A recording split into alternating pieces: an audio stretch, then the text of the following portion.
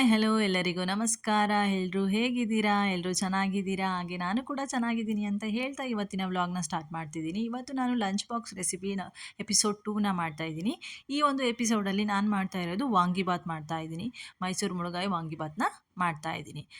ಈ ಒಂದು ವಾಂಗಿಬಾತ್‌ನ ಮಾಡಲಿಕ್ಕೆ ನಾನಿಲ್ಲಿ 1/4 ಕೆಜಿಯಷ್ಟು ಮುಳುಗಾಯಿ, ಎಳೆ ಮುಳುಗಾಯಿನ ತೊಗೊಂಡಿದ್ದೀನಿ. ಬದನೇಕಾಯಿ, ಮೈಸೂರು ಬದನೇಕಾಯಿ ಅಂತ ಕರಿತೀವಿ. ಆ್ಯಂಡ್ ನಿಮ್ಮ ಕಡೆ ಏನಂತ ಕರಿತೀರಾ ಅಂತ ಕಮೆಂಟಲ್ಲಿ ತಿಳಿಸಿ. ಆ್ಯಂಡ್ ಇದನ್ನು ನಾನಿಲ್ಲಿ ತುಂಬ ಯೂಶ್ವಲಿ ನಾವು ಉದ್ದುದ್ದಕ್ಕೆ ಹೆಚ್ಕೊಳ್ಳೋದು. ಬಟ್ ನಾನಿಲ್ಲಿ ತುಂಬ ಚಿಕ್ಕ ಚಿಕ್ಕದಾಗಿ ಹೆಚ್ಕೋತಾ ಇದ್ದೀನಿ. ಯಾಕಂದರೆ ಮಕ್ಕಳಿಗೋಸ್ಕರ ಮಾಡ್ತಿರೋದಲ್ಲ ಲಂಚ್ ಬಾಕ್ಸಿಗೆ ಅಂತ. ಸೊ ಅದಕ್ಕೋಸ್ಕರ ನಾನಿಲ್ಲಿ ತಿನ್ನೋದಿಲ್ಲ. ಅವರು ಉದ್ದುದ್ದ ಇದ್ಬಿಟ್ರೆ ಬೇಡ ತಿನ್ನಲ್ಲ ಅಂತ ಸೈಡಿಗೆ ಎತ್ತಿಟ್ಬಿಡ್ತಾರೆ. ಸೊ ಅದಕ್ಕೋಸ್ಕರ ನಾನಿಲ್ಲಿ ಚಿಕ್ಕ ಚಿಕ್ಕದಾಗಿ ಹೆಚ್ಚಿದ್ರೆ ಅದು ಬೆಂದೋಗುತ್ತಲ್ವಾ. ಸೊ ಆಗೇನಾಗುತ್ತೆ, ಅವರು ನೀಟಾಗಿ ತಿಂದ್ಕೊತಾರೆ. ಅದಕ್ಕೋಸ್ಕರ ನಾನಿಲ್ಲಿ ಚಿಕ್ಕ ಚಿಕ್ಕದಾಗಿ ಹೆಚ್ಚಿಟ್ಕೋತಾ ಇದ್ದೀನಿ. ಈ ರೀತಿಯಾಗಿ ಚಿಕ್ಕ ಚಿಕ್ಕದಾಗಿ ಹೆಚ್ಚಿಟ್ಕೊತೀನಿ. ಹೆಚ್ಕೊಂಡ ನಂತರ ನಾನಿಲ್ಲಿ ಒಂದು ಪ್ಯಾನ್ ಆಗಿರ್ಬೋದು, ಒಂದು ಪಾತ್ರೆ ಆಗಿರ್ಬೋದು, ಒಂದು ಬೌಲ್ ಆಗಿರ್ಬೋದು. ಈ ಒಂದು ಬೌಲಲ್ಲಿ ನಾನಿಲ್ಲಿ ಒಂದು ಸ್ವಲ್ಪ ನೀರಿಗೆ ಉಪ್ಪನ್ನ ಹಾಕ್ಬಿಟ್ಟು ನಾನಿಲ್ಲಿ ನೀಟಾಗಿ ಇದನ್ನು ಉಪ್ಪು ಯಾಕೆ ಹಾಕಬೇಕು ಅಂದರೆ ಅದು ಕಪ್ಪಾಗುತ್ತೆ. ಕಪ್ಪಾಗಬಾರ್ದು ಅಂತ ನಾನಿಲ್ಲಿ ಉಪ್ಪನ್ನ ಹಾಕ್ಕೊಂಡು ನೀಟಾಗಿ ತೊಳ್ಕೊಂಡು ಇಟ್ಕೊಂಡಿದ್ದೀನಿ. ಇಲ್ಲಿ ಒಗ್ಗರಣೆಗೆ ನಾನಿಲ್ಲಿ ಈರುಳ್ಳಿ, ಶೇಂಗಾ ಬೀಜ, ಒಣಮೆಣಸಿನ್ಕಾಯಿ, ಟೊಮ್ಯಾಟೊ ಮತ್ತು ಕರಿಬೇವು ತೊಗೊಂಡಿದ್ದೀನಿ. ಇದ್ರ ಜೊತೆಗೆ ವಾಂಗಿಬಾತ್ ಪೌಡರ್ ಇದನ್ನು ಕೂಡ ಮನೇಲೇ ಮಾಡಿರೋಂಥದ್ದನ್ನು ತೊಗೊಂಡಿದ್ದೀನಿ. ಅದರದ್ದು ಕೂಡ ನಾನು ನಿಮಗೆ ರೆಸಿಪಿನ ಒಂದು ವ್ಲಾಗ್ನ ಮಾಡಿ ಹಾಕ್ತೀನಿ, ಯಾವ ರೀತಿ ನಾನು ವಾಂಗಿಬಾತ್ ಪೌಡ್ರನ್ನ ಮಾಡ್ತೀನಿ ಮನೇಲಿ ಅಂತ. ಆ್ಯಂಡ್ ಇಲ್ಲಿ ಒಂದು ಬಾಣಲಿಲಿ ಎಣ್ಣೆ ಇಟ್ಕೊಂಡಿದ್ದೀನಿ. ಒಗ್ಗರಣೆಗೆ ನಾವೇನು ಒಗ್ಗರಣೆಗೆ ಹಾಕ್ತೀವೋ ಅದಕ್ಕಿಂತ ಒಂದು ಸ್ಪೂನ್ ಜಾಸ್ತಿನೇ ಹಾಕಬೇಕು. ವಾಂಗಿಬಾತ್ಗೆ ಸ್ವಲ್ಪ ಎಣ್ಣೆ ಬೇಕು ಜಾಸ್ತಿ. ಈ ಒಗ್ಗರಣೆಗೆ ಇಲ್ಲಿ ನಾನು ಸಾಸಿವೆ, ಜೀರಿಗೆನ ಹಾಕೋತಾ ಇದ್ದೀನಿ. ಇದಾದ ನಂತರ ನಾನಿಲ್ಲಿ ಶೇಂಗಾ ಬೀಜನ ಫಸ್ಟ್ ಇಲ್ಲಿ ಹುರ್ಕೋತಾ ಇದ್ದೀನಿ. ಸ್ವಲ್ಪ ಕೆಂಪಗಾಗೋವಷ್ಟು ಹುರ್ಕೋಬೇಕು. ಹಾಗೆ ವಿಡಿಯೋ ನೋಡ್ತಾ ಇರೋರು ಯಾರೆಲ್ಲ ಇನ್ನು ನನ್ನ ಚಾನಲ್ಗೆ ಸಬ್ಸ್ಕ್ರೈಬ್ ಆಗಿಲ್ಲ, ಸಬ್ಸ್ಕ್ರೈಬ್ ಆಗಿ ಅಂತ ಹೇಳ್ತಾ ವಿಡಿಯೋನ ಕೊನೆವರೆಗೂ ನೋಡಿ, ಕೊನೆಗೆ ಒಂದು ಲೈಕ್ ಕೊಡೋದನ್ನ ಮರಿಬೇಡಿ. ಆ್ಯಂಡ್ ಈ ರೀತಿ ಕೆಂಪಗಾಗಬೇಕು.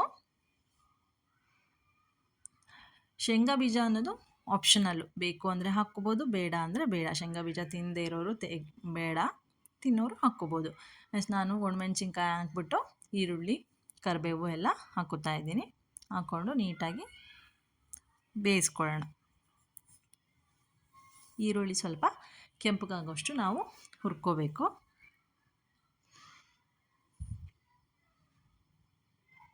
ಸ್ವಲ್ಪ ಹಿಂಗು. ಸುಮಾರು ವೆರೈಟಿಯಾಗಿ ವಾಂಗಿಬಾತ್ ಮಾಡ್ತಾರೆ. ನಮ್ಮ ಮನೇಲಿ ಯೂಶ್ವಲಿ ನಾನು ಯಾವ ರೀತಿ ಮಾಡ್ತೀನಿ ಅನ್ನೋದನ್ನು ನಾನಿವತ್ತು ನಿಮ್ಮ ಜೊತೆ ಶೇರ್ ಮಾಡ್ಕೋತಾ ಇದ್ದೀನಿ. ಈರುಳ್ಳಿ ಕೆಂಪಗಾಗಾದ್ಮೇಲೆ ನಾನಿಲ್ಲಿ ಟೊಮ್ಯಾಟೊ ಹಾಕ್ಕೋತಾ ಇದ್ದೀನಿ. ಪೌಡ್ರ್ ಮಾಡುವಾಗ ಇಲ್ಲಿ ಹುಣಸೆ ಹಣ್ಣು ಹಾಕಿದ್ರಿಂದ ನಾನಿಲ್ಲಿ ಮತ್ತೆ ಹುಣಸೆ ಹಣ್ಣು ಹಾಕ್ತಿಲ್ಲ, ಸ್ವಲ್ಪ ಟೊಮ್ಯಾಟೊ ಹಾಕ್ಕೋತೀನಿ. ಟೊಮ್ಯಾಟೊ ತಿನ್ನೋಕೆ ಇಷ್ಟ ಇಲ್ಲದೆ ಇರೋರು ಹುಣಸೆ ರಸನೇ ಇಲ್ಲೂ ಕೂಡ ಆ್ಯಡ್ ಮಾಡ್ಕೋಬೋದು. ಟೊಮ್ಯಾಟೊ ಒಂದು ಆಪ್ಷನಲ್ಲು. ಟೊಮ್ಯಾಟೊ ಸ್ವಲ್ಪ ಮೆತ್ತಗಾದಮೇಲೆ ನಾವು ಪೌಡರನ್ನ ಹಾಕ್ಕೋಬೇಕು. ಚೆನ್ನಾಗಿ ಈರುಳ್ಳಿ, ಟೊಮ್ಯಾಟೊ ಎಲ್ಲ ಬೇಯಬೇಕು. ಬೆಂದ ನಂತರ ನಾವೇನು ಹೆಚ್ಚಿ ತೊಳೆದಿಟ್ಕೊಂಡಿರೋ ಮೈಸೂರು ಬದನೇಕಾಯಿನ ನಾವೀಗ ಆ್ಯಡ್ ಮಾಡ್ಕೋಬೇಕು.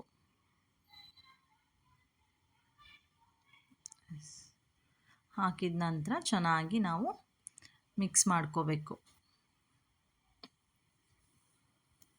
ಟೇಸ್ಟಿಯಾಗಿರುತ್ತೆ. ಮಕ್ಕಳು ಇಷ್ಟಪಡ್ತಾರೆ ವಾಂಗಿಬಾತ್ನ ತಿನ್ನೋದಕ್ಕೆ, ಚೆನ್ನಾಗೂ ಇರುತ್ತೆ. ಇದಕ್ಕೆ ನಾವಿಲ್ಲಿ ಇದೇ ಒಂದು ಎಣ್ಣೆಲೇ ಬೇಯಿಸ್ಕೋಬೇಕು. ಇದಕ್ಕೆ ನಾವು ಯಾವುದೇ ರೀತಿ ನೀರು ಹಾಕಬಾರ್ದು. ವಾಂಗಿಬಾತ್ ಮುಳುಗಾಯಿ ಬೇಯಲಿಕ್ಕೆ ಅದೇ ಎಣ್ಣೆಲೇ ಬೇಯ್ಕೊಳ್ಳುತ್ತೆ. ನಾವು ಎಕ್ಸ್ಟ್ರಾ ಏನೂ ಆ್ಯಡ್ ಮಾಡೋದೇ ಬೇಡ. ಸ್ವಲ್ಪ ಉಪ್ಪು ಹಾಕ್ಬಿಟ್ಟು ಚೆನ್ನಾಗಿ ಫಸ್ಟು ಎಣ್ಣೆಲಿ ನೀಟಾಗಿ ಬೇಯಿಸ್ಕೋಬೇಕು. ಬೇಗನೆ ಬೇಯ್ದೋಗುತ್ತೆ. ತುಂಬ ಎಳೆದಿರುತ್ತಲ್ಲ, ಬೇಗನೆ ಸಾಫ್ಟ್ ಆಗಿಬಿಡುತ್ತೆ. ಇದು ಒಂದು 5 to 7 ಮಿನಿಟ್ಸ್ ಒಳಗೆ ಬೆಂದೋಗ್ಬಿಡುತ್ತೆ. ರುಚಿಗೆ ತಕ್ಕಷ್ಟು ಉಪ್ಪನ್ನ ಹಾಕ್ಕೋಬೇಕು.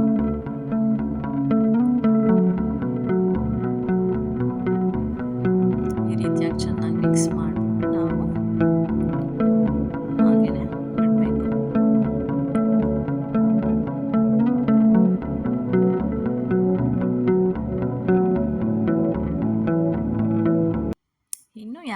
ನನ್ನ ಚಾನಲ್ಗೆ ಸಬ್ಸ್ಕ್ರೈಬ್ ಆಗಿಲ್ಲ, ಸಬ್ಸ್ಕ್ರೈಬ್ ಆಗಿ ಹಾಗೆ ಇದೇ ರೀತಿ ಸಪೋರ್ಟ್ ಮಾಡ್ತಾ ಇರಿ.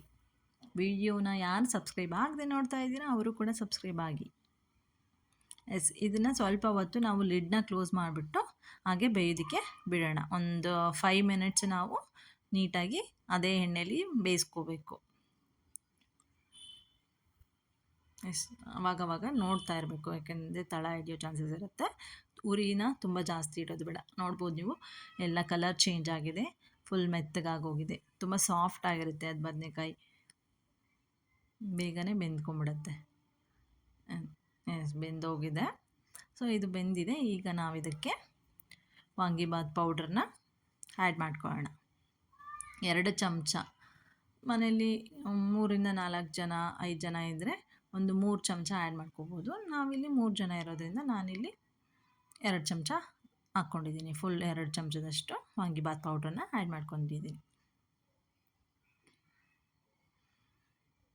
ಇದನ್ನು ಸ್ವಲ್ಪ ಬಿಸಿ ಮಾಡಿಬಿಟ್ಟು ನಾವು 2 ದಿವಸ 3 ದಿವಸ ಹಿಟ್ಟು ತಿನ್ನೋದಾದರೆ ಇದಕ್ಕೆ ಯಾವುದೇ ರೀತಿ ನೀರನ್ನ ಆ್ಯಡ್ ಮಾಡೋ ಅವಶ್ಯಕತೆ ಇಲ್ಲ. ಅದನ್ನು ನೀವು ಎತ್ತಿಟ್ಕೊಂಡು ನೀರು ಹಾಕ್ದೇ ಹಾಗೆ ತೆಗೆದಿಟ್ಟು ಬೇಕು ಅಂದಾಗ ನೀವು ಬಿಸಿ ಮಾಡಿಕೊಂಡು ಅನ್ನಕ್ಕೆ ಕಲಿಸ್ಕೋಬೋದು. ನಾನಿಲ್ಲಿ ಇನ್ಸ್ಟಂಟಾಗಿ ಆವಾಗೇ ಮಾಡೋದ್ರಿಂದ ನಾನು ಸ್ವಲ್ಪ ನೀರನ್ನ ಹಾಕ್ಬಿಟ್ಟು ಸ್ವಲ್ಪ ಕುದಿಸ್ಕೋತಾ ಇದ್ದೀನಿ, ಎಣ್ಣೆ ಎಲ್ಲ ಬಿಡೋ ಥರ. ಈ ರೀತಿ ರೆಡಿ ಆದಮೇಲೆ ನಾನು ಅನ್ನನ ಒಂದು ಬಿಸಿ ಅನ್ನನೇ ಹಾಕ್ಕೋಬಾರ್ದು. ಸೊ ಅದಕ್ಕೆ ನಾನು ಅನ್ನ ಮಾಡಿಟ್ಕೊಂಡ್ಬಿಟ್ಟು ಅದನ್ನು ಪ್ಲೇಟಿಗೆ ಹಾಕಿ ತೆಗೆದಿಟ್ಕೊಂಡಿದ್ದೀನಿ. ಅದನ್ನು ನಾನು ಇದಕ್ಕೆ ಟ್ರಾನ್ಸ್ಫರ್ ಮಾಡ್ಕೋತಾ ಇದ್ದೀನಿ. ಮಾಡ್ಕೊಂಬಿಟ್ಟು ನೀಟಾಗಿ ಅದನ್ನು ಮಿಕ್ಸ್ ಮಾಡ್ಕೊಳ್ಳೋಣ.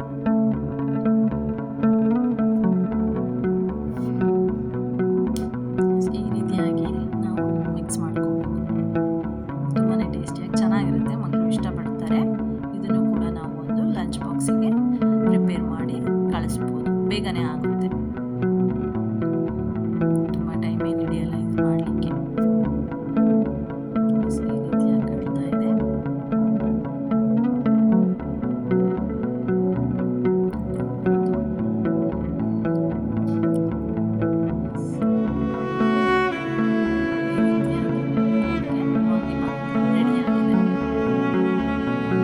ಇದನ್ನು ನಾವು ಎಂಜಾಯ್ ಮಾಡ್ಕೊಂಡು ತಿಂತಾರೆ. ನೀವು ನೋಡ್ಬೋದು, ತುಂಬಾ ಇಷ್ಟಪಟ್ಟು ಕೂಡ ತಿಂತಾರೆ. ಬೇಗನೆ ಆಗುವಂಥ ರೆಸಿಪಿ. ಲಂಚ್ ಬಾಕ್ಸಿಗೆ ಬೇಗ ಎಲ್ಲಾದರೂ ಹೋಗಬೇಕು ಅನ್ನೋರಿದ್ರೆ ಏನು ವಾಂಗಿಬಾತು ಇದನ್ನು ಪೌಡರ್ನ ಮಿಕ್ಸ್ಚರ್ನ ರೆಡಿ ಮಾಡಿ ಇಟ್ಕೊಂಡು ನೀವು ಬೆಳಗ್ಗೆ ನಾವು ಹೋಗೋದಾದ್ರೂ ಆವತ್ತು ಬೆಳಗ್ಗೆ ಅನ್ನ ಮಾಡಿಕೊಂಡು ನೀವು ತೊಗೊಂಡೋಗ್ಬೋದು. ಸ್ನ್ಯಾಕ್ಸಿಗೆ ನಾನಿಲ್ಲಿ ಖರ್ಜೂರ, ಅಂಜೂರ, ಚೆರ್ರಿ ಎಲ್ಲ ನೆನೆಸಿಟ್ಟಿದೆ, ಅದನ್ನು ಕೂಡ ಹಾಕೋತಾ ಇದ್ದೀನಿ. ಇದಾಗಿತ್ತು ಇವತ್ತಿನ vlog episode 2 vangibath recipe lunch ಬಾಕ್ಸಿಗೆ ಅಂತ. ಈ ವಿಡಿಯೋನ ಎಲ್ಲರಿಗೂ ಇಷ್ಟ ಆಗಿದೆ ಅಂತ ಭಾವಿಸ್ತಾ ಇವತ್ತಿನ ವಿಡಿಯೋನ ನಾನಿಲ್ಲಿಗೆ ಮುಗಿಸ್ತಾ ಇದ್ದೀನಿ. ಆ್ಯಂಡ್ ಇನ್ನೂ ಯಾರೆಲ್ಲ ನನ್ನ ಚಾನಲ್ಗೆ ಸಬ್ಸ್ಕ್ರೈಬ್ ಆಗಿಲ್ಲ ಸಬ್ಸ್ಕ್ರೈಬ್ ಆಗಿ, ಹಾಗೆ ಲೈಕ್, ಶೇರ್, ಕಮೆಂಟ್ ಕೂಡ ಮಾಡಿ ಅಂತ ಹೇಳ್ತಾ ಇವತ್ತಿನ ವ್ಲಾಗ್ನ ಎಂಡ್ ಮಾಡ್ತಾ ಇದ್ದೀನಿ. ಹಾಗೆ ಇನ್ನೂ ಒಂದು ಒಳ್ಳೆ ರೆಸಿಪಿ ಜೊತೆ ನಾನು ನಿಮಗೆ ನೆಕ್ಸ್ಟ್ ವಿಡಿಯೋದಲ್ಲಿ ಸಿಗ್ತೀನಿ. ಅಲ್ಲಿವರೆಗೂ ಬಾಯ್ ಬಾಯ್.